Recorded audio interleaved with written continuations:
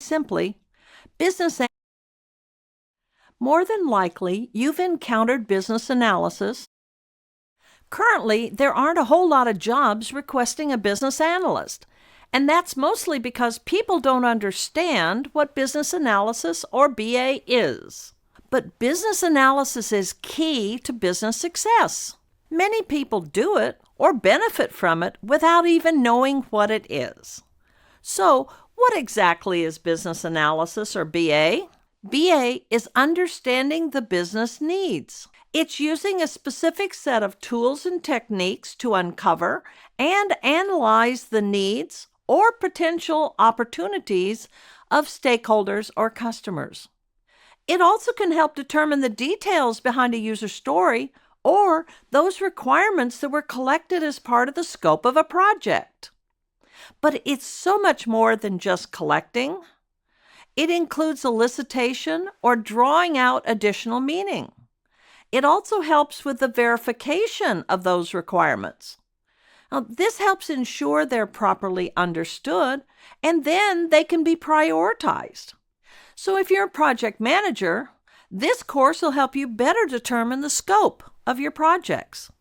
For many others, this course demystifies the role of the business analyst. We'll go through techniques and tools of the BA, but mostly we'll show you why BA works and how you can use it to improve your organization.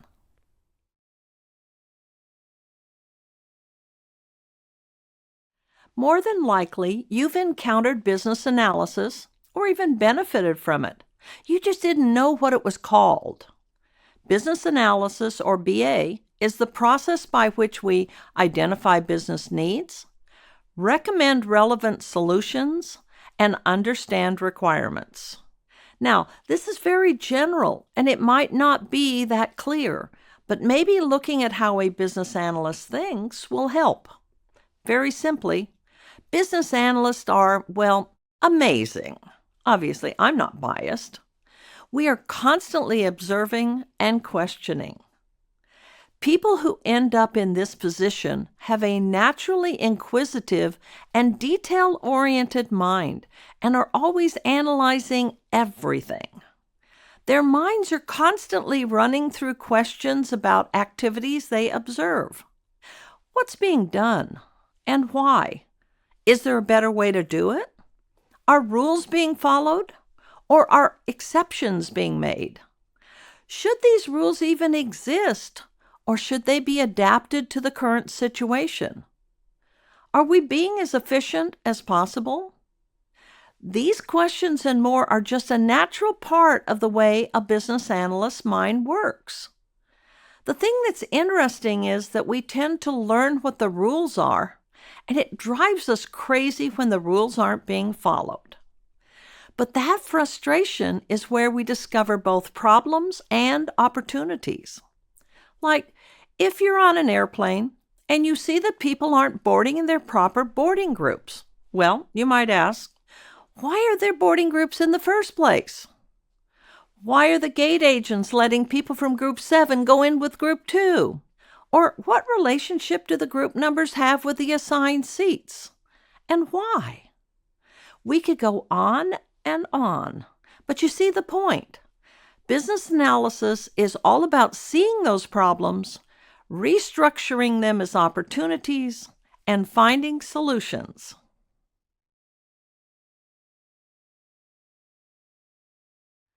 Analysis of business needs have been around for over 3 decades. It's just been known by different names and done a little differently by different individuals. Recently, we've seen standards developed to support these activities. These activities are referred to as business analysis. But depending on which standards you're using, business analysis might look slightly different. Let's look at some definitions from the 2 major groups that are setting these current standards. You'll see that these groups have slightly different definitions that highlight different emphasis of business analysis. First, we look at the International Institute of Business Analysis, otherwise known as IIBA. They define business analysis as the practice of enabling change in the context of an enterprise by defining needs and recommending solutions that deliver value to stakeholders. So here you see IIBA emphasizes the importance of BA within the business to enable change. You're supporting the strategic direction of the organization by enabling these changes.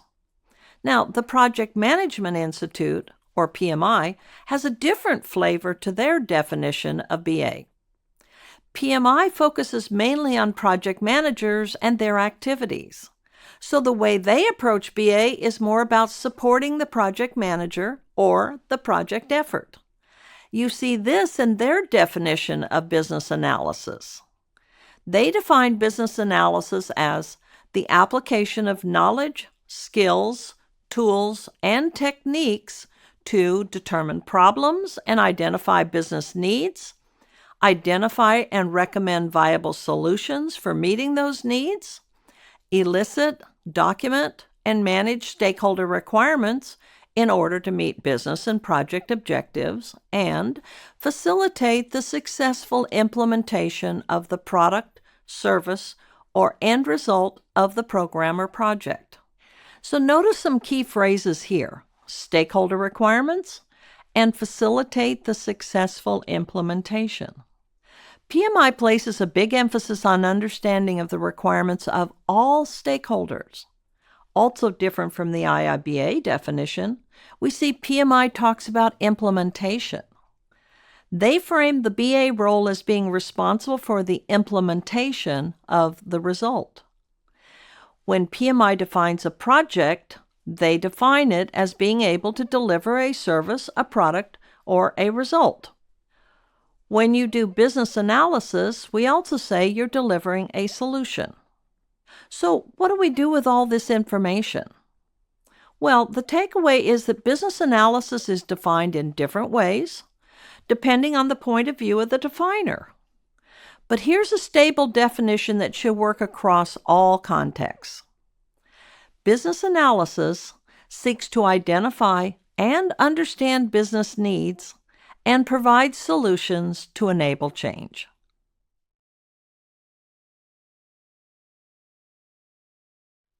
Let's look beyond the definitions to the individuals who perform these activities.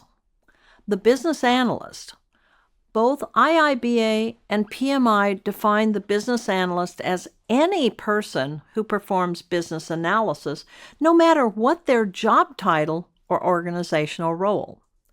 This role also varies based on a couple of different factors: the type of industry, size of the organization, maturity of the organization in terms of both project management and business analysis practices, as well as the project lifecycle approach and methodology.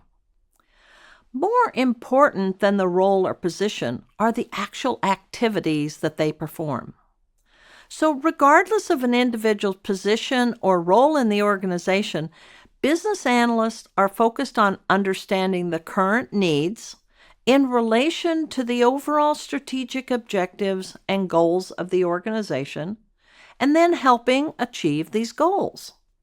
A lot of what they do comes down to helping with change. The role is often different depending on the situation.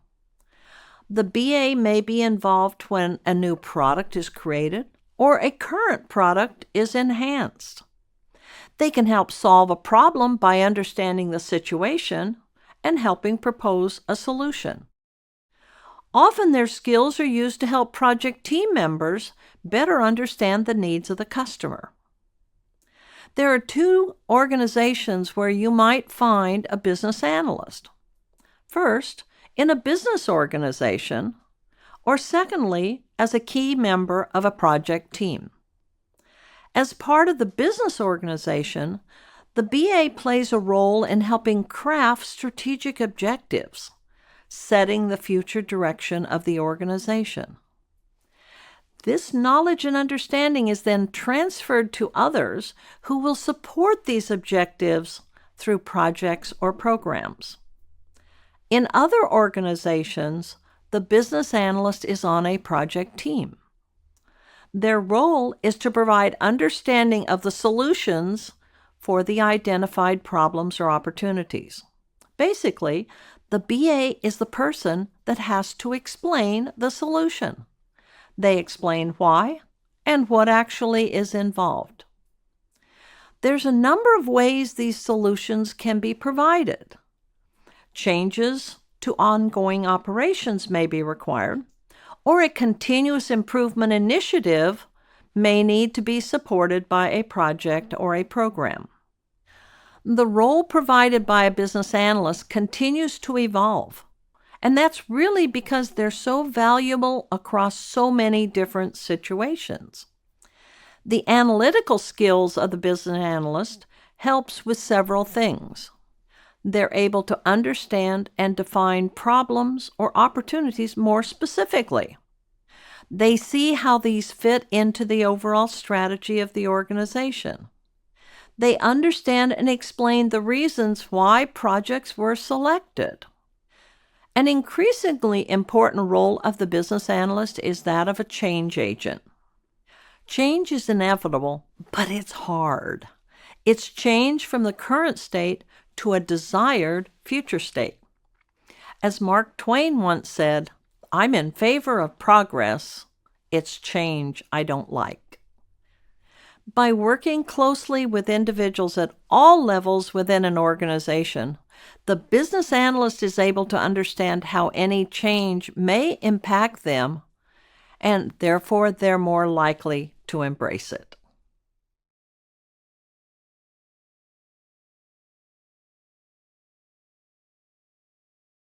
So, what are the skill sets of a business analyst? What does it really take to do this job? Are these skills different depending on the role or position in the organization? Actually, there's a few common skills that are needed regardless of the situation. First is expert judgment. Because a business analyst is more knowledgeable about the organization, industry, or application area, they can help identify and analyze alternative solutions for a problem. This is often referred to as business acumen. This includes the ability to provide previous knowledge, as well as understanding the organization's culture and political environment. Another set of key skills are referred to as analytical skills. These help when you're reviewing various types of information. You're breaking it down into smaller parts, which can be individually assessed. It also allows you to look at information from different points of view. You can extract the relevant from the trivial, draw possible conclusions, and help formulate decisions and solutions, or just help solve problems. These skills include creative and critical thinking, system thinking, learning skills, and problem solving. A third critical skill includes the ability to communicate in multiple ways and to multiple individuals. Communication may consume 80% or more of a business analyst's time. As a business analyst, you have to collaborate and work closely with lots of different individuals. So you need communication skills such as facilitation, visual and presentation skills, active listening, awareness of your nonverbal behavior, writing skills, and though it might sound simple, you need to be able to have a meaningful conversation with a person. Finally, a business analyst must have the ability to work with others in a leadership role.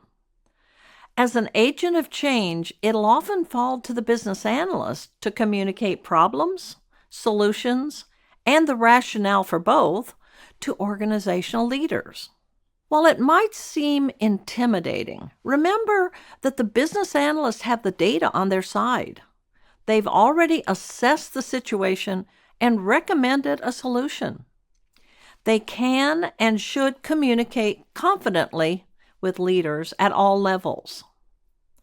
The skills required of a BA might seem like a tall order, but really, They all naturally fit together.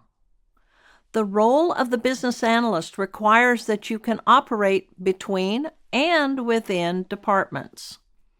You have to be able to turn problems over and over until you find the right approach. A keen investigative eye and attention to detail drives the BA. And it's this natural inquisitiveness that leads to solid analysis and appropriate solutions.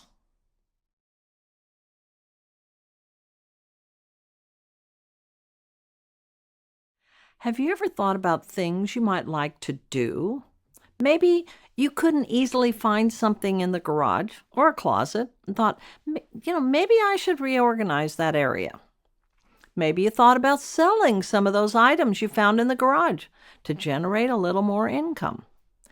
Or maybe you see an upcoming date to get your taxes done or your driver's license renewed.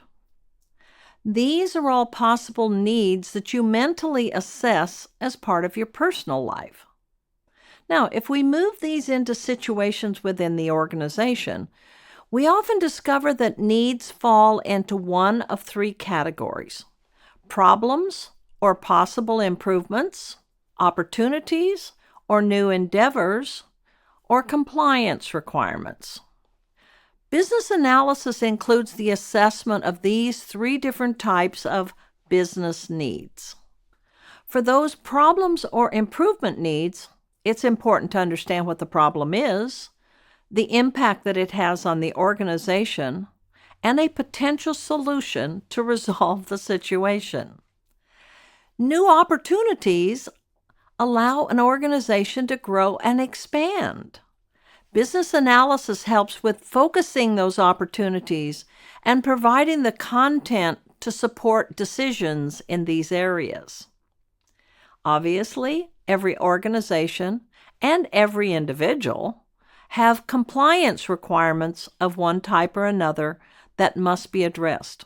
It's important, but you need to know what's required and especially what happens if those requirements aren't met.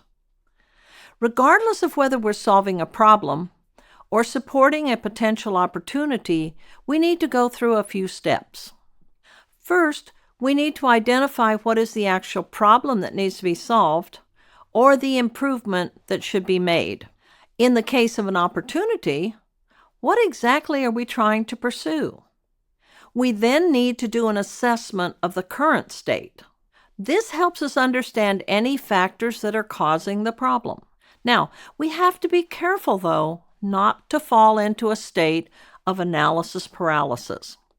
That's when you keep analyzing and analyzing without stopping to generate a recommendation. It's so tempting to try and study the current situation down to the nth degree, but this can turn into a journey down a rabbit hole and lose touch with the original purpose of the analysis. To stay on track, we need to work with the business area or customer to understand the vision they have of that future state. We then determine what gaps, if any, exist between the current state and the future state. If these gaps are fairly large and can't be made in a single step, we may need to consider an incremental approach to arrive at that future state. This way, we can provide interim solutions as the change is able to be absorbed by the organization. Through this assessment, we will clearly define the situation and the current impact, and then begin to craft a solution.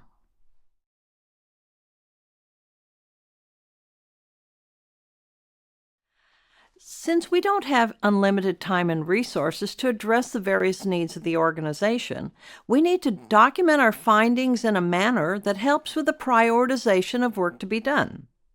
As we do our needs assessment, we need to gather relevant data to make sure that we understand the magnitude of the problem or opportunity.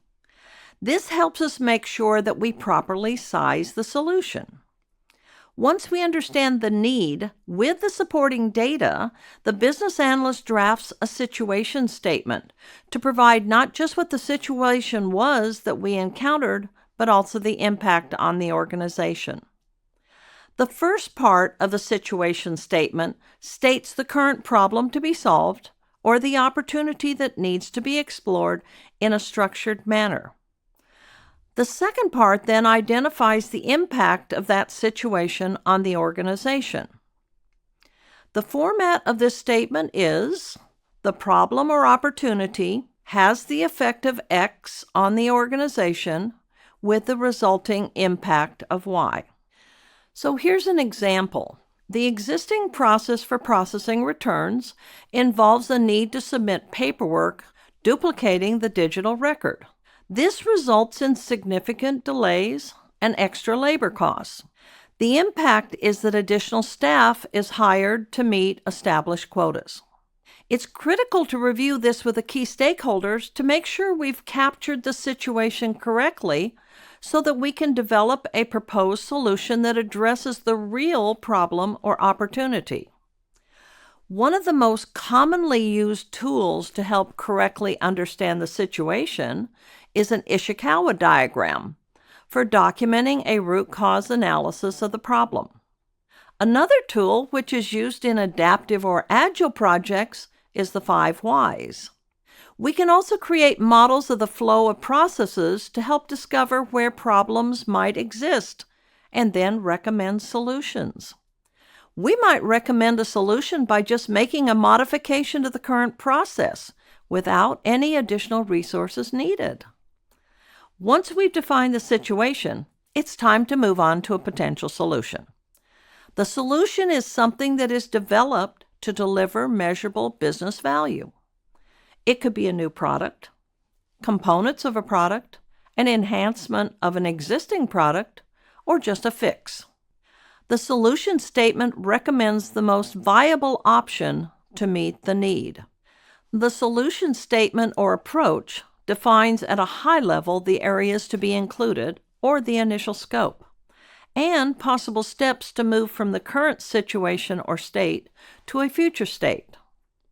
If there are multiple options, weighted criteria may also be used to propose the best option that will be further expanded upon in the business case. Before developing a final solution statement, we may need to do a feasibility study to help gather more information. This may include reviewing operational capability and the ability to either change or sustain the change.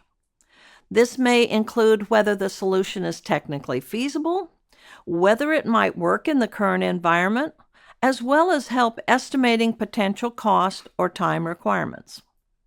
We never want to provide only one solution. Instead, we provide multiple options. This allows the stakeholders to choose the one they think has the best chance of success.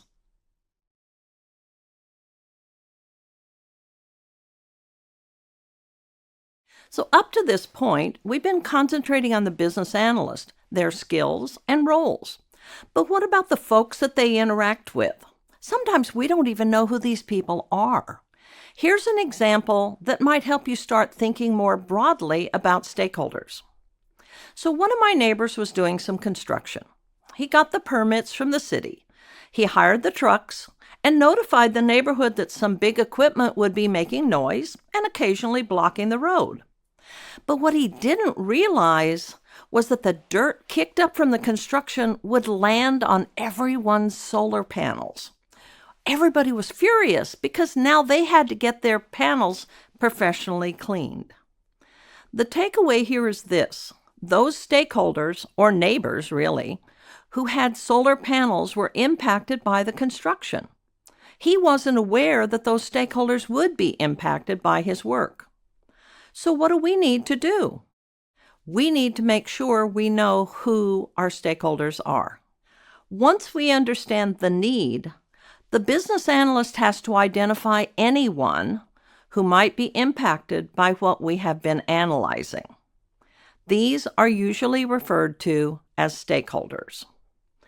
The definition of a stakeholder is any individual, group, or organization that may be affected by or perceive itself to be affected by or can impact a decision, activity, or outcome of a program or project. Stakeholders can include several people: the group or individuals who initially proposed the study, those who will benefit from the solution, those who have special knowledge of the current situation, and those that will use, support, or implement the result. So yes, stakeholders are often thought of as those affected by the project, but we also need to consider those stakeholders who will be affecting us. Usually, it's regulatory groups. For example, if you need to get a permit and it takes forever to get it approved, that can impact your schedule. Any group, either internal or external, that requires specific compliance can impact your work. An example of an internal stakeholder might be purchasing. Likely, they have a set of vendors you can buy from, but they don't realize that what you need to buy has to be compliant with certain standards, and the approved vendors don't comply. So, you can't buy what you need. You can now see how the notion of a stakeholder can vary. The BA needs to be aware of and anticipate what impact they may have on the project. So how many stakeholders do we usually engage with? Well, it depends, but it's never a small number. Identifying your stakeholders is just part of the challenge, but it's important that we know who we are impacting and who may have an impact on us.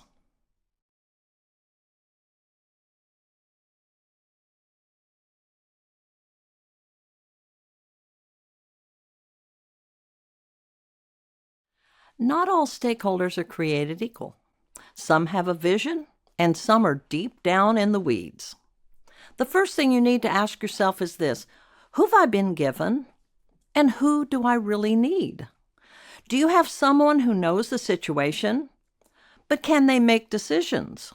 Or do you just have a warm body? Now, we say this all the time because too often we get whomever is available. No matter how much you like your lineup of stakeholders, you've got to do a proper assessment of who they are and how they're involved. One of the most common ways to do this is to use the power interest grid. Now, this grid allows us to evaluate a stakeholder based on their power or ability to affect the project and their interest, which we could say it's their perception of how the project will affect them. Your low power, high interest people are the ones that are working with the problem area. They're affected, but don't typically have the ability to make meaningful changes. Now, your high power people are the executives and upper management. They usually are lower in interest and just want to know the bottom line or final recommendations, but you'll need to continue to double check. For example, I had an executive one time who gave us his request at the beginning of the analysis. When we presented him with the final recommendations, he was disappointed we hadn't fulfilled all these other requests he had thought about in the interim. Now, he didn't tell us any of this, so how would we know? But then again, we could have asked him more explicitly and made the request period more clearly defined. Your low-power, low-interest people are more often than not what you've got. These are what we call the warm bodies.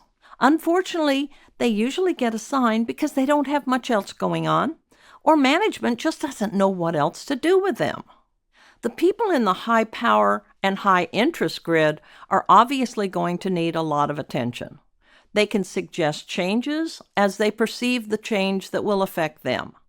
We'll go over the nuances of engagement with stakeholders in another video. At the end of your assessment, you'll want to be able to identify if you have stakeholders that give you what you need. Do they provide access to resources? Do they have the decision-making power? Can they provide the data you need for analysis? Can they provide the perspective and insight on the activities that are being assessed? Can they help with the completion of the analysis and required documentation? Understanding your stakeholders help you identify where you might need to spend more time or resources. It also helps you figure out how to engage with them. All of this is part of an early but important step in determining your business analysis activities that are required for success.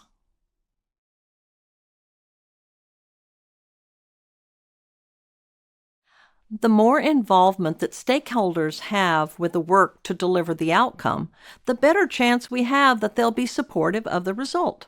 I can't stress this enough, and I know that it can be tiring. After all, managing stakeholders can be an entire job in itself. It might even seem like you don't have much time for business analysis with all the needs of your different stakeholders. But you have to know that your work will go to waste if you don't have the support of the stakeholder. By engaging them in the development of the solution, they often have a better understanding of the why this change is necessary and can help with the transition to the future state. If they do not understand the necessity for the change, they may be more apt to resist the final result. So how do we engage with stakeholders, especially if we have so many? Well, first, working with stakeholders is referred to as engagement.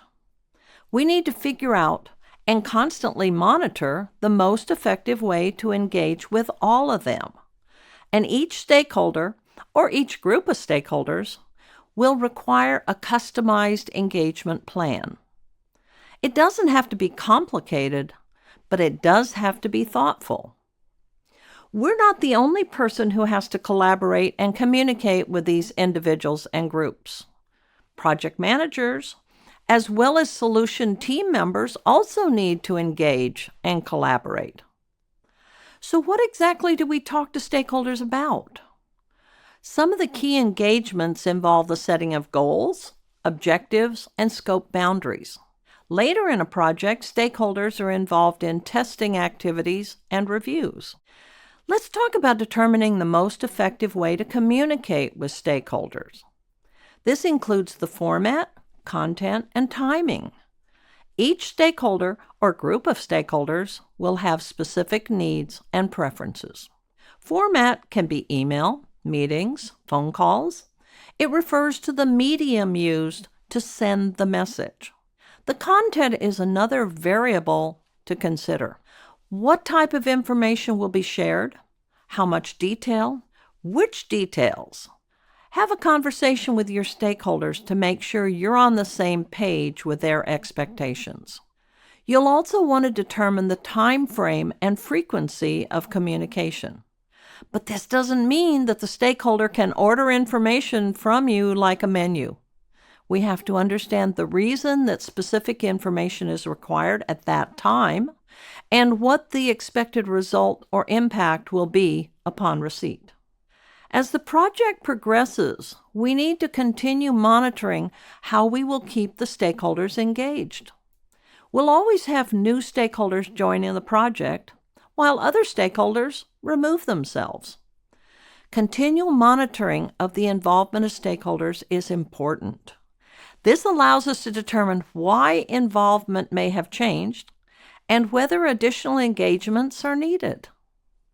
Here's a final tip that's always helped me. Figure out how much time you need for individual stakeholders, especially those that are executives. Then pre-schedule them for the times when you need them.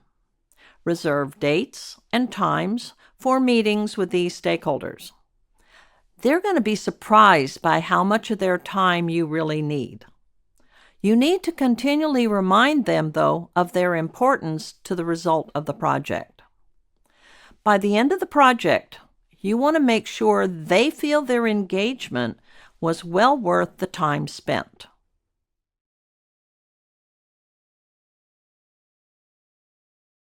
So how does an organization choose their projects? Are there any specific methods or documents that can help justify the resources needed? The business case, developed by those requesting a solution, is usually developed to help with the justification. This document is often a formal document. The time and effort required to develop it, though, should be consistent with the size and importance of the solution being justified. It will include the results of the needs assessment and findings previously discovered with key stakeholders from the organizations impacted. It is a living document. It helps ensure that the project remains aligned with the organizational objectives. This is especially important when organizational objectives change. If a project or program is no longer in alignment with the current strategy, it runs the chance of being canceled. Not all organizations create business cases or go through a formal process of strategic planning to justify expenditures of organizational resources, both money and individuals, for project efforts. Some organizations require the business case for capital expenditures or where time or cost limits are met. Where a business case is not required or developed, executives may approve projects based on compliance regulations, competitive pressure, or personal preferences, the last of which is not a preferable method. When a business case is developed and reviewed as part of a portfolio management process, it becomes a valuable input to the initiating of the project or initiative. It provides valuable information of the business need and the proposed solution. If it's not created, the scope of the project or initiative may creep beyond what was initially envisioned, resulting in cost overruns, delays, and possible rework. The worst situation is that the result of the effort is never used because it didn't meet the needs or expectations of the original requester. This documents the potential benefits and justifies the resources needed. These resources may include people, supplies, and equipment, as well as financing options. The benefits need be weighed against the cost of the solution. But the cost is not just for the development of the solution, but also for any ongoing support requirements. This analysis reviews the findings from the needs assessment activities to the goals and strategic objectives of the organization. It becomes one of the key inputs for project initiation, providing a concise and comprehensive view of the business need and the proposed solution for that need.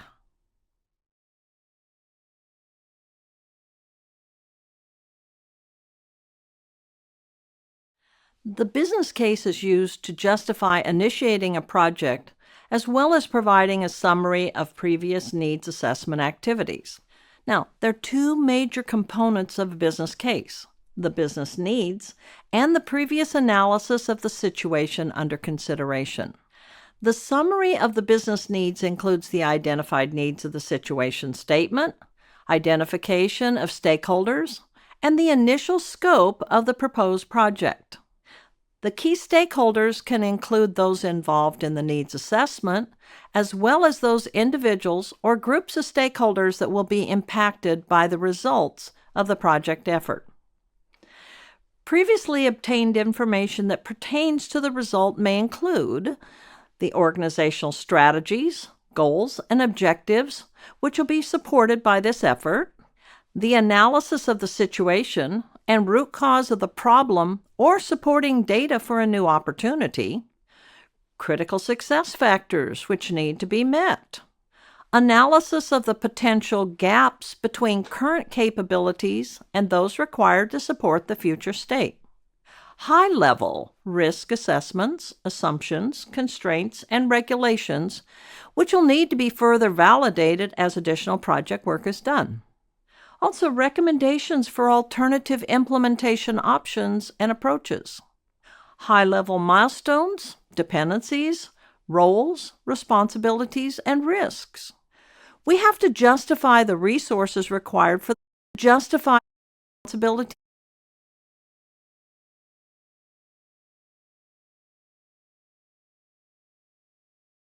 and risks. We have to justify the resources required for the project. So we can use various benefit measurement methods to help choose the project providing the greatest benefits. Some of these financial measurements include payback period, net present value, internal rate of return, depreciation, cost-benefit analysis, as well as ROI. Even though much of the development of these methods are done by those in the finance organization, the data used is provided by the business analyst through the previous analysis that was performed. The business analyst then works with the sponsor or other key stakeholders for the proposed project to help understand the business need, feasibility, and potential success factors. When we use the word vision, we might roll our eyes. Vision gets used in a lot of corporate trainings and company culture messaging. But here, in project planning, vision should be thought of as more of a thesis statement or a goal. The project vision is an idealistic view of the desired outcome. It helps us stay on task and remain oriented to the business value that's driving the project in the first place. Even with all the detail that's included in the business case, it's important for the entire team to have a vision of why the project is being done. This includes what the result will look like to those who benefit from the result. Everyone, including the sponsor, project manager, business analyst, and key stakeholders, need to participate in building the consensus of that shared vision. The project charter, which formally initiates the project, contains the project vision.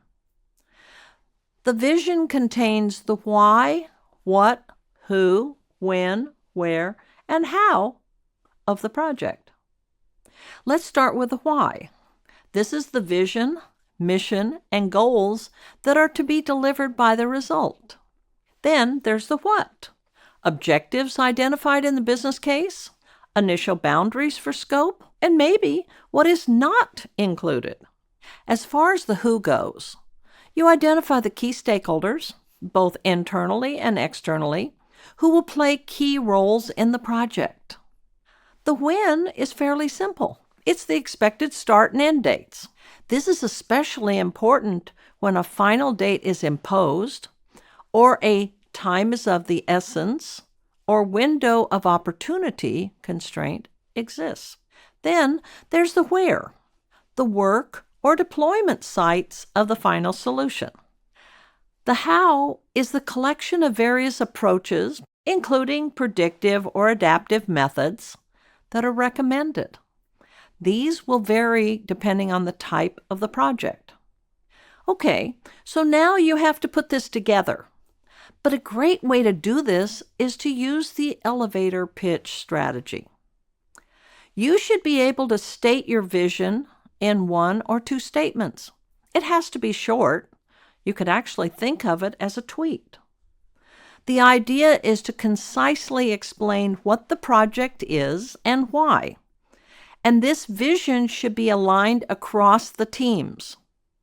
Everyone should be able to quickly and easily explain why the project exists and what it's going to do. Explain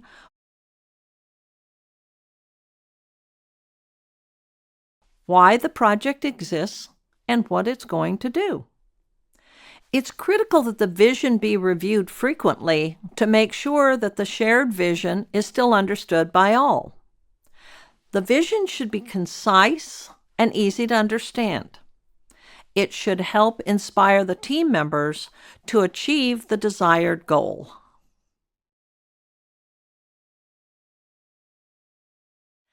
It's good practice to deliver value more frequently. You especially know this if you use the Agile way of working. But whether it's Agile, Waterfall, or something else, it helps to communicate when various components of the project will be completed. This is especially important in very large projects or programs. It's also important when we need to adapt our results to the changing priorities of the organization. The best tool for this is a project roadmap. The roadmap is a chronological representation of not only the expected delivery of features and functions, but also the dependencies between major milestones and resource requirements. The roadmap is pretty high level, but it provides transparency. Everyone can look at it and know exactly where we are and what's coming up next. Here's a way to visualize it, and you could even do this in your office if you like. Hang a string horizontally across a whiteboard. Draw in your milestones along the way. Then cut a car out of paper and clip it to the string. The car represents the team's state of progress as you move the car to align with the appropriate milestones. This is not just helpful for keeping everyone aligned, it can also be fun for the teams. And you don't have to use the car metaphor. I've seen people use animals instead. Just pick something that makes the roadmap clear and useful and fun for the team. A roadmap is very similar to a project schedule where time frames for major activities are shown. The schedule, though, is used to plan and develop the more detailed activities. Now, don't be intimidated. The roadmap is merely a communication tool to show the expected delivery timeframes for benefits and results. The roadmap can be developed initially as part of the high-level planning efforts. Details are then added later as the start time nears. The roadmap is a key technique used for adaptive projects. It enables the project to adapt to changing organizational objectives, since we often can't predict the future. As we get closer to the start time, things are more certain. So the flexibility of the roadmap allows us to reflect that. Determining the appropriate level of detail for various stakeholders is especially important. This can include the interim results or benefits that are being delivered as the project is being conducted. The specific communications and level of detail are identified on the Communication Management Plan, which is developed jointly by the BA and the project manager. It always helps to know where we are, where we've been, and where we're planning to go. The roadmap enables us to make it all happen. When we think of projects, the primary role that comes to mind is the project manager. But the business analyst will also share a fair amount of the responsibilities. Especially when you haven't worked together before, it's very helpful to lay out who's in charge of what. So there are two components or scopes for a project: the project scope and the product scope. The project scope includes all the deliverables and efforts required to complete the project. These are the responsibilities of the project manager. Now, the product scope refers to the features and functions that the opportunity or problem will include. These are the responsibility of the business analyst. Now, many of the project activities are jointly done by both the PM and BA. These include the identification and analysis of different stakeholders, and planning the activities for the project manager, the business analyst, and other team members. Now, it's the job of the business analyst to provide the project manager with two things. First, a list of activities needed to elicit, analyze, and evaluate requirements. Also, the activities for tracing, verifying, and validating those requirements. The business analyst then takes these two components to develop the business analysis plan, which is a fundamental part of the overall project management plan. So the business analyst makes sure the business analysis plan contains a few things: the needed activities to be done on the project and the business analysis deliverables that might be required. Now, both the activities and deliverables are highly dependent on the project approach being used. There'll be times when you use what we'd call a more adaptive approach. In this case, the responsibilities of the business analyst are often fulfilled before release or iteration planning. One of the biggest duties of the BA here is to get a clear understanding of the requirements and the exceptions from the stakeholder or product owner. Formal documentation here is minimal, but pay close attention to this step.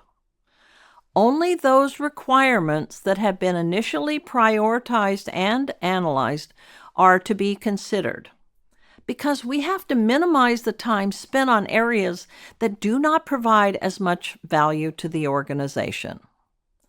Once the requirements have been identified, the BA fits them into the requirements baseline or release iteration backlog. It's at this point that you start using the traceability matrix or equivalent adaptive tracking method like a Kanban board or task board. This will be the key tool used by the BA to ensure that all requirements are completed and approved. So you can see there's a good amount of work on the part of the BA that goes into the planning, but it's all worth it. The role of the BA is to make sure that the project manager and the project team are fully aware of the requirements and vision, so they can focus on getting the solution delivered.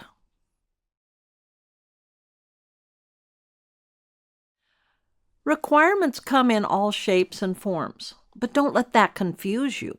In a nutshell, requirements are what we need to do. They're what we need to do to satisfy the customer. But what the customer puts in their list of requirements isn't necessarily what we'll eventually do. It's a wish list that gives us a direction. And depending on where you work or who the client is, these requirements come to us in different formats. It's our job to interpret that list and then determine the most appropriate way to fulfill the customer's needs. So let's review the different types of requirements. There are 6 major categories. First, the business requirements. They represent the higher level needs of the organization. Usually, business requirements are identified through the needs assessment process as either issues or opportunities. They're the reason why the project was selected and justified in the first place. The stakeholder requirements describe the needs of individual stakeholders or groups of stakeholders. These requirements could come from within the organization, internally, or from customers, suppliers, partners, or other external organizations. Solution requirements describe the features, functions, and characteristics of the result. By result, I mean this is what the customer wants at the end of our work. Solution requirements have 2 subcategories. Wants at the end of our work. Solution requirements have 2 subcategories, functional and non-functional requirements. Functional requirements describe what the user will be able to do or what they'll receive when we're done. So this could be something like an online shopping site being able to process orders or returns. This type of requirement is just a high-level example of the features to be included. Non-functional requirements, on the other hand, describe environment or quality of service conditions. These can also include technology requirements. An example might be the security requirements for your online store's credit card processing. Another category, transition requirements. These include the activities to help transition from the current state to the desired future state. These include training, documentation, and possibly conversion and implementation requirements. Now, the next set of requirements are interesting because these are the responsibilities of the project manager, not the business analyst. But we still need to know them to have a full picture of the process. I'm talking about project requirements. They're often specified by either agreements or internal procedures. They include processes and deliverables to ensure that the project is completed on time. These may include management reviews, status updates, and performance reports. The last set of requirements identify the quality levels required. They're the responsibility of either a quality analyst or a group like quality assurance. These include the conditions or capability used to assess conformance to the requirements. Regardless of the type of requirement, it's important to define how requirements will be managed and tracked. To do this, you use the Requirements Management Plan and the Traceability Matrix. But don't worry about that. We'll address those in another video. What's important is managing and understanding requirements, because this helps you control the scope. Once you've finalized your requirements and scope boundaries, stick to them. Requirements start out as an unprioritized wish list, so it's important to be clear about exactly which ones have been selected. That way, you're more likely to provide the greatest value.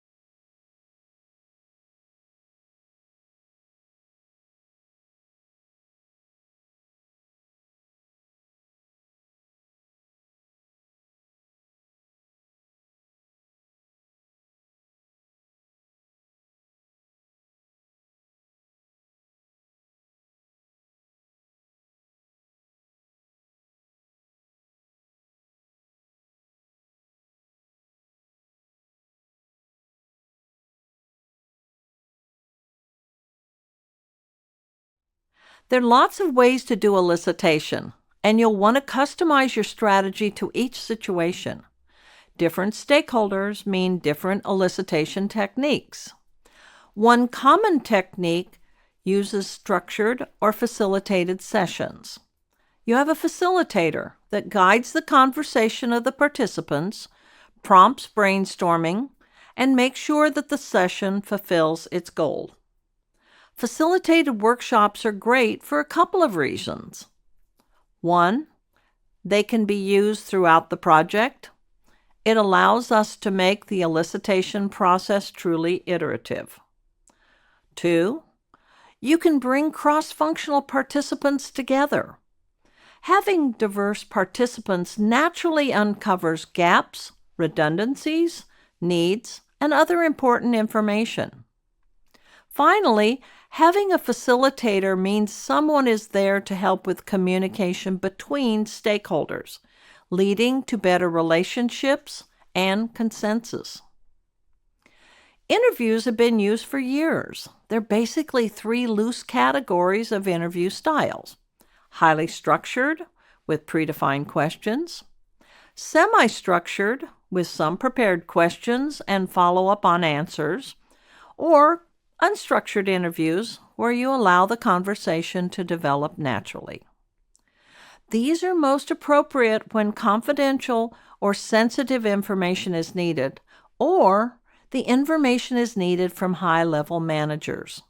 You can do these face-to-face, over the phone, video conferences, through email, or even have the person record the responses into an audio file.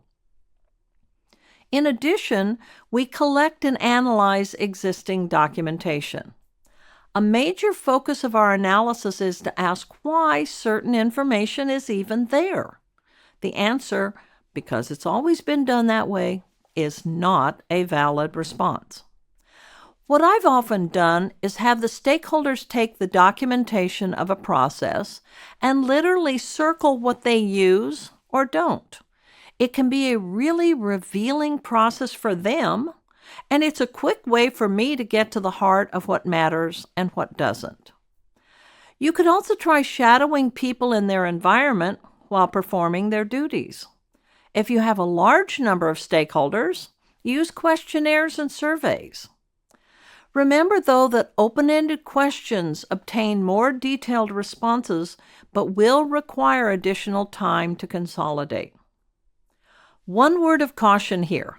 The process can get very lengthy. You want to be thorough, but don't fall into analysis paralysis. Constrain yourself to 2 phases. One, initial elicitation during the needs assessment activities. A second discovery is done after the project has been initiated. It's an iterative process. Okay, you have to choose your elicitation techniques. This is what you should consider: the type of project and approach used, time and budget constraints, number and location of stakeholders, and requirement documentation type and detail required. So regardless of the technique you choose, elicitation activities take up project resources. So choose wisely so your time spent appropriately defines the product solution. Let's talk about the importance of modeling business requirements. As a business analyst, you're very important to the project effort because of your ability to not just discover requirements, but also to analyze those requirements. To best wrap our mind around this, we develop various models to look at requirements from 3 points of view: nouns, verbs, and rules. Let's take the example. I, as a customer, want to order a camera to take photos of my family. Rules.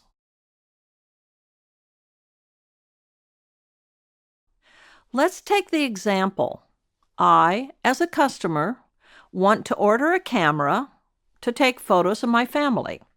If you break the requirement down, to order is the verb and the camera is the noun. Keep in mind, though, that there are some unspoken rules in there, too. You'll utilize 2 key models to break the requirements down. One for the process or verbs, called process modeling, and one for the data or nouns, called data modeling. Easy to remember, right? So we create the process model first to understand the various steps required. You'll be looking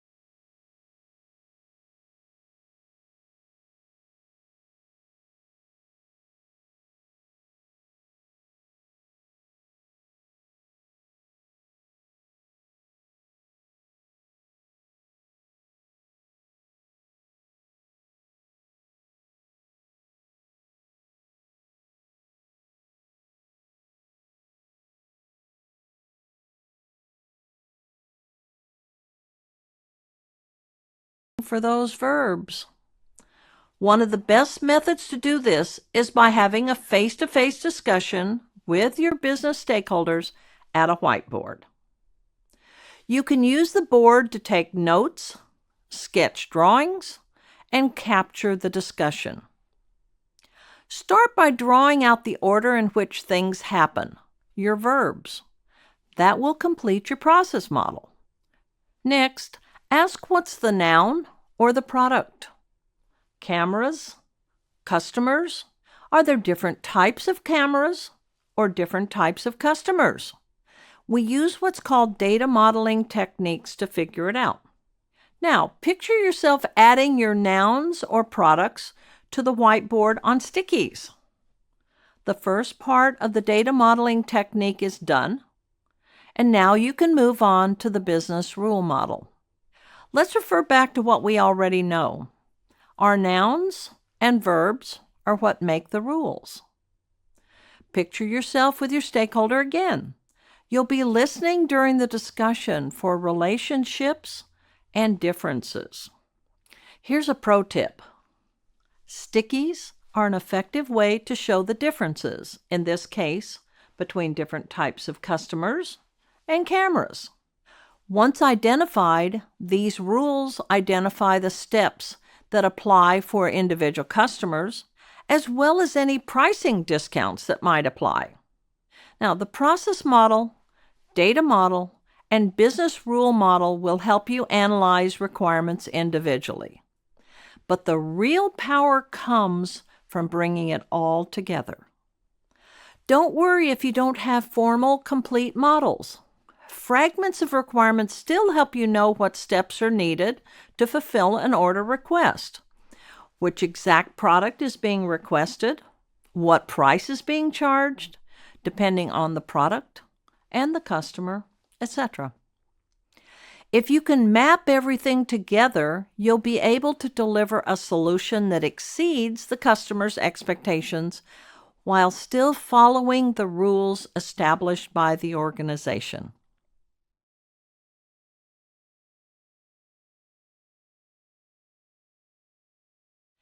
When I buy something online, I really like that I can track the package from its original warehouse all the way to my door. Similarly, I can follow my Uber or Lyft driver as they make their way to my location. The reason this is so satisfying is that I can predict when the value will be delivered, and I can also tell when the planned arrival is disrupted. We track our packages, our rides, and even our friends.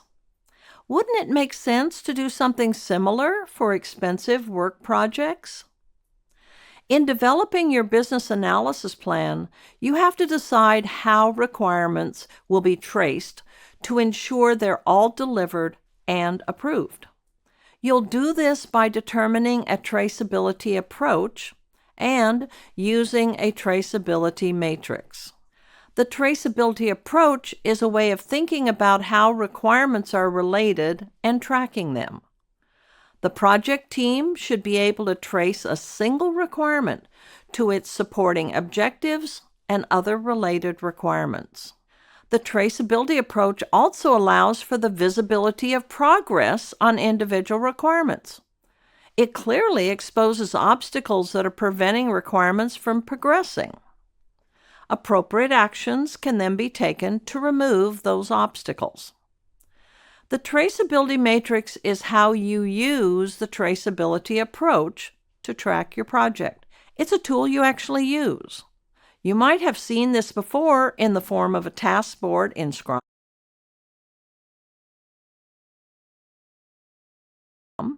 or a Kanban board. What you do is arrange a few columns with titles that represent the status of the requirements. Typically, the columns are labeled To Do, In Progress, and Done. Now, the In Progress column could be further subdivided to show phases of the organization's methodology, including maybe analysis, design, development, tests, etc. On these physical boards, the connections between requirements and objectives are visualized by sticky notes and moved between defined columns. These are extraordinarily helpful, but a traceability matrix is a digital document used to not just visualize the progress, but to consolidate all of your documentation in one place. You can understand the current status of individual requirements and link to other important documents. These may include use cases, analysis models, design documents, test plans, cases, and results. Acceptance sign-offs are also often included. The more detailed cases may include digital document used to not just visualize the progress, but to consolidate all of your documentation in one place. You can understand the current status of individual requirements and link to other important documents. These may include use cases, analysis models, design documents, test plans, cases, and results. Acceptance sign-offs are also often included. The more detailed traceability matrix often has a space dedicated to linking high-level requirements, also referred to as features or epics, to smaller user stories. They can also connect each requirement to the corresponding business and project objectives. The traceability matrix should act as a single source to connect all project requirement documentation. You can use the matrix to assess the impact of changes to requirements and the overall project scope. This assessment allows changes to be addressed and quantified from a risk, cost, or time perspective. As new requirements are approved, they're added to the traceability matrix. You trace them as they are implemented. Now, the amount of detail you include is dependent on the size, complexity, and importance of the project. Also note that you can certainly have a task board as well, but the traceability matrix acts as the central hub for information. Use the traceability matrix as your primary tool for tracking your efforts, improving communication, and clarifying your progress.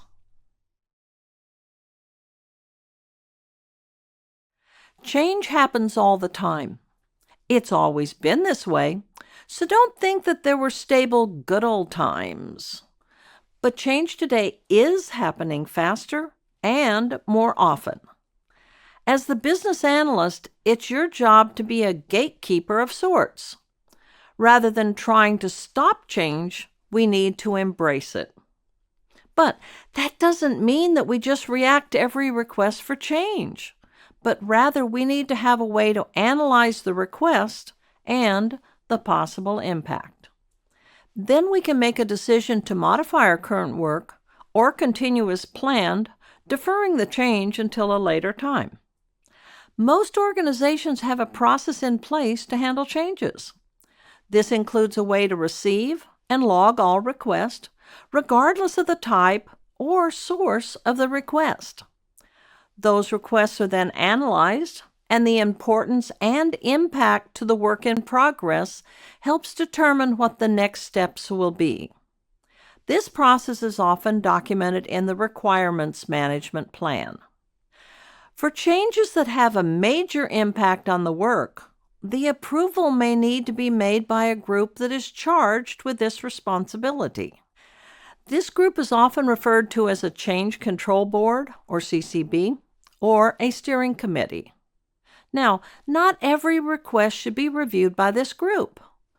You need to have an understanding of which types of changes and impact levels can be approved by business analysts, project managers, or sponsor. Another way that we can support this changing environment is to shorten the work time frame. Rather than trying to decide everything for a large effort, we break the work into smaller portions. It's easier to plan what to do for that small portion and then incorporate any needed changes into the next portion. Part of the overall area of change also includes a plan for configuration control. This pertains to the tracking of changes to documents or processes via version control. It's important to make sure that when changes are made, everyone is made aware of the change and that the most recent version is being used.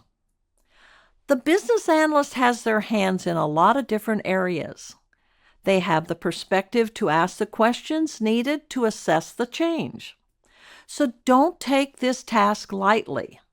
You can have a big impact just by tracking changes.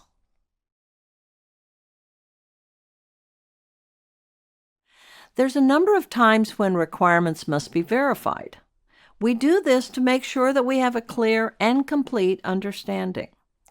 The initial verification of the requirements is done through the continued collaboration with stakeholders. This may be part of the initial needs assessment or the review of the situation and solution statements. All of this is done to make sure that the requirements properly represent the needs of the stakeholders, and we're constantly verifying that we have it right. We also need to make sure that we're able to provide the needed detail for those individuals who are going to develop the solutions. This includes making sure that the appropriate detail and acceptance criteria has been gathered for each requirement. When using a predictive approach, this verification is often performed as part of a formal review of a requirements specification document. For adaptive approaches, this verification is most often done through collaborative conversations and possible modeling activities between the stakeholder, the business analyst, and the implementation team member. Once each requirement's been developed, the result needs to be verified to ensure that it meets the specifications provided. Various levels of testing are usually performed to provide this verification. These procedures and tests are often defined as part of the development methodology of the organization or the project's quality management plan.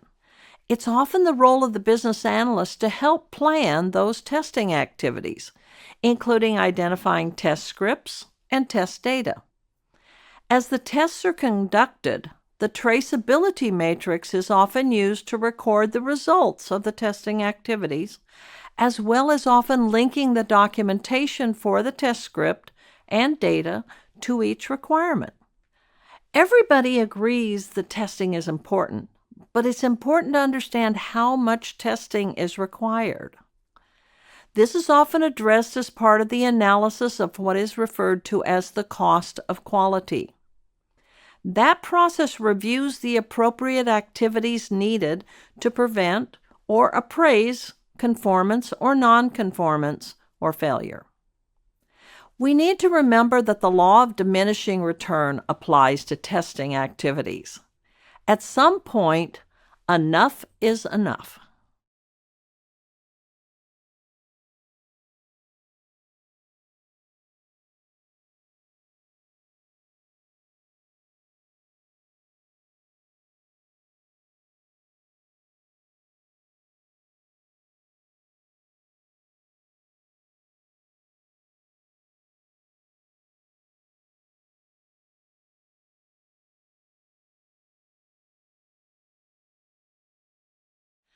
The final step that each and every requirement must go through is the actual validation or acceptance of the result. Now, verification is when we check conformance to the specifications that were provided. Validation, on the other hand, is the process where we confirm that the result meets two things. One, the acceptance criteria, and two, the needs of the stakeholder. Creating acceptance criteria at the appropriate level of detail is not easy for either the business analyst or the stakeholder. Most methods encourage the identification of the acceptance criteria as the requirement or user story is being initially written. A more effective method of understanding the criteria to be used for acceptance is through continuous discussion and review between the business analyst, the developer, and the stakeholder as the result is being developed. A tool often used to help this process is a responsibility matrix, often in a RACI format, where the approving stakeholder can be identified for each requirement. It's also useful to see if other stakeholders should be included or consulted in the validation process, as well as those who need to be informed of the status of the approval process. Too often when we get to this final approval step, we realize that either the acceptance criteria was not sufficient and well understood, or in some cases, actually missing. The traceability matrix becomes a key tool to help ensure that all requirements are completed and accepted. This is a really good time to be picky. You want to make sure your requirements are in good order. That way, your efforts are more likely to find success.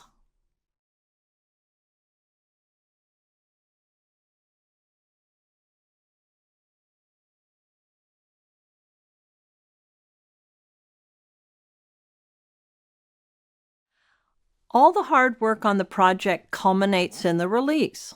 Now, when I say release, I mean the product, service, result, or solution you're delivering to the client. The release is the what and the when. What you're delivering and when it is to be delivered. It's the end of the development work, the piece of work that has been accepted. Since this is such an important moment, it makes sense that we take time to plan for it. Release planning begins long before you're about ready to deliver the result. In fact, you could say that it starts with the design of the roadmap. When you lay out your roadmap, you're deciding on a very high level what will be delivered when. You take these milestones to form a rough draft of the order of your releases. The schedule and choice of releases will determine how the achievement of those releases are accomplished. It affects the selection of user stories and the more detailed planning of sprints. So it's important to understand the vision of the final product. Ask yourself, can the result be delivered in stages? If so, which stages can be delivered first? Also, you'll want to consider your receiver. You could have a group that just asks for a change, maybe accounts payable wants to do it in a new way, or maybe it's an organizational strategy, such as moving things to the cloud. The nature of the audience will affect how we release things. For example, say you want to start selling your products to people in France by the 1st of next year. Then, your release planning would have to prioritize which changes come first and which are the most important. So you have to ask, what does selling in France look like? Is it all online? Do we have to have an office there? Do we have a completely new branding and a new site? What about GDPR? Do we comply? You can't release everything at once. We have to create a hierarchy of requirements that are prioritized according to feasibility and value. The requirements get chunked into releases. The items in the planned release are then prioritized by the stakeholder and the team. This is where sprint planning starts. If release planning sounds like high-level sprint planning, you'd be right. It's very similar. Sprint planning is more concrete, at a lower level, and time-boxed. Regardless of whether you're doing a release or sprint, prioritization is the most important part of the process. I'll leave you with a common analogy about priorities. You have a jar and some rocks. You need to fill the jar. You have big rocks, small rocks, and sand. If you put the sand in first and then the small rocks, you probably won't have room for the big rocks. But if you put the big rocks in first, then the small rocks, and then the sand, it's more than likely that you'll have room for everything. That's what we want to do with our planning. We want to make sure the big rocks get in the jar first. The big rocks are those high priority requirements. The small rocks and sand, lower priority. So bottom line, put the big rocks in first.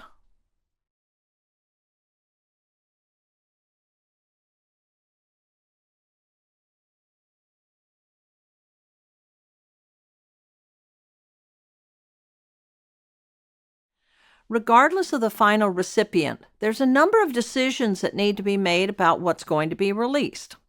The transition is where you, the stakeholder, and the team are handing the result to the client. The transition plan is how we're actually going to put this out. The release plan is the what. This is the how. How are we going to place this within the organization? There might be training involved. There might be data conversion. There might be a lot of things. Some of your transition requirements might actually be built into the release plan itself, like translating English quick start guides to French. But you need a transition plan. Otherwise, you put together a product and just throw it over the fence and say, good luck. A transition plan helps ensure the success of your product. Pilot programming could be built into your plan. This enables the discovery of adjustments that may need to be done before full deployment. This is very common for new products. They're often introduced in a test market to gauge responses and acceptance. Now, you might have a software application that replaces an existing one. You might need to have both the old and the new run in parallel for a period of time to ensure that the results are correct. This is especially important in the financial areas where full testing is not always possible. This approach, though, requires additional effort to prepare the data for both versions, as well as checking the results for consistency. Another approach is risky, but often the only one possible. It's referred to as the Big Bang. This is where the old method or result is totally replaced by the new. This requires extensive planning and testing to make sure that everything performs as planned. Usually in this case, there's no going back. Regardless of the approach, you need to provide new or updated training and documentation for the receiving organization. Usually we train prior to finishing the project, and then we go away. The problem is, if somebody gets hired a week later, there's no training for them. So part of what we have to look at is not just training as part of the transition, but also to provide for training later. You might have to run train the trainer sessions to make sure there are plenty of options for onboarding new employees after you've left. When you think transition planning, think change. For you, this is the end of a long road of living with this solution. It's not new to you anymore, so you might not be sensitive as to how disruptive it's going to be for the recipients. So try to put yourself in their shoes. Anticipate the pain points and the resistance. Transition planning can help you ease a lot of frustration and set your solution up for success.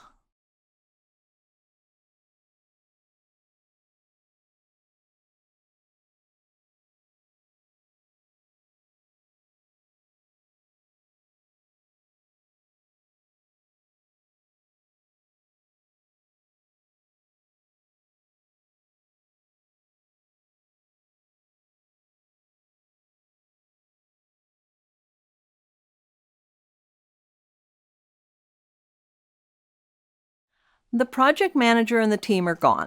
They've moved on to bigger and better things, leaving you behind to make sure that what you did is actually going to be used. It falls upon the business analyst to work directly with the receiving organization to make sure the solution is used and meets the original expectations. Especially when there's a substantial change to the way they've been doing things before, it's going to be hard. All of our work was meant to move the organization from a current state to a desired future state. But even when that future state was desired, planned, tested, and approved, it can still meet with resistance. The acceptance of the change needs to be continually evaluated. At this point, as a business analyst, I'm probably going to do more shadowing. This is so I can see if and how the result is being implemented. I'm identifying things that need to be fixed and possible future requirements. The solution we put in may have been good, but often it only fixes a portion of the problem. It's the job of the business analyst to identify that need and propose it for future enhancement. The support for the actual implementation of the result often includes additional funds and resources. Sometimes you've got to have a support team. For example, if you put in a new piece of software, you'll need a help desk or similar resources to support it. This could be either internal to the organization or done by an external group. This is a typical situation for software applications. This support group may not only require additional and ongoing funding, but often requires specific documentation and training. The business analyst sets up the support team and provides them with information about the solution. Just like you supplied the development team with information, now you're working with a support team. The change might also require individual coaching and support by either key business people or the business analyst. Regardless how the ongoing support is delivered, there's always a need to track the result of the changes made to help determine if the expected results are being delivered. The process of tracking and reporting should have been included in any transition and implementation planning effort. We always need to remember that after resources have been consumed to deliver the new result or solution, we can't go from the as-is or current state to the to-be or future state only to return to the as-was.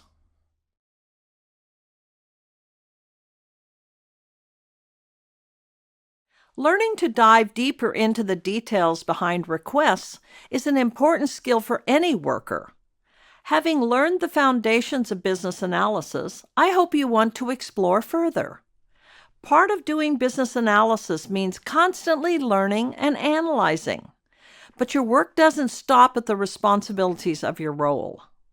You should always make it a habit of always looking for ways to hone your skills. There are two main groups that support business analysis, with standards, documents, and user groups.